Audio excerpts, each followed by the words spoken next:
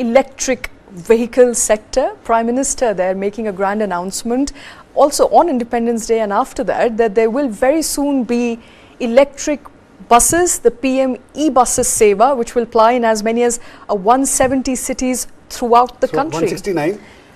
57,000 crore rupees allocated for out of which 1/3 will be from the government, from the center itself.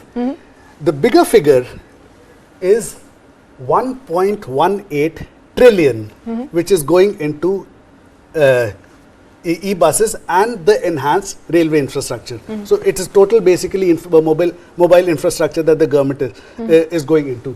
E-buses, 20,000 crores from the government, 50,000 e-buses will be deployed, and by 2030 they are aiming at 40% penetration across India. Across buses perhaps? Across buses in India. And these will be targeting cities which have over 300,000 population. So you can look at the second tier cities, but not the extreme rural areas. Because you need infrastructure for it. For infrastructure and probably the e-mobility infrastructure. So that is what they're aiming at by 2030, but it's a big figure. It is a big figure, Karthik. 1.8 lakh crore rupees in any sector is a big number and is a good number.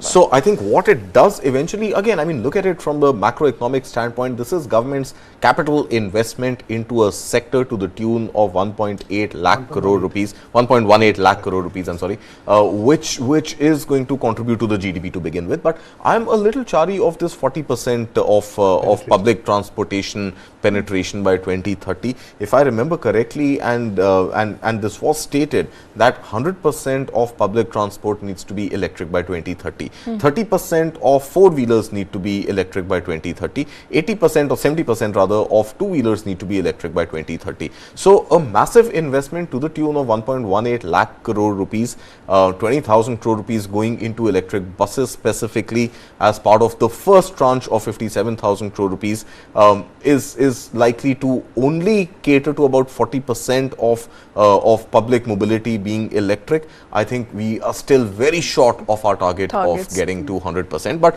I'm hoping that this number is reflective only of the first tranche and what this investment will do by 2030, and there are going to be further tranches of investments also coming in, which should take us to 100% electric mobility on public transport. I believe there may be a private component as well. Perhaps. Because that will be opened up. So this may be the private component. Private component reminds me, I think we'll have to also closely watch stocks for Ashok Leyland, iSure today, because auto stocks, of course, likely to either get a boost on the back of that news. Some of these buses are going to be procured in-house from these companies. So we'll have to, of course, keep a track of auto stocks. But good news there for India's electric vehicle vision, dream, although not very close to the target, but reaching target somewhere at 40% electrification of e-buses, or buses rather, by 2030. Close to the target, but I think still... by 2070, total conversion to zero carbon. That's the aim. Okay. 2070 emission from buses. Right, and I think that's a little too far for now, but I think with that it's a wrap on this bulletin. Thanks very much for watching.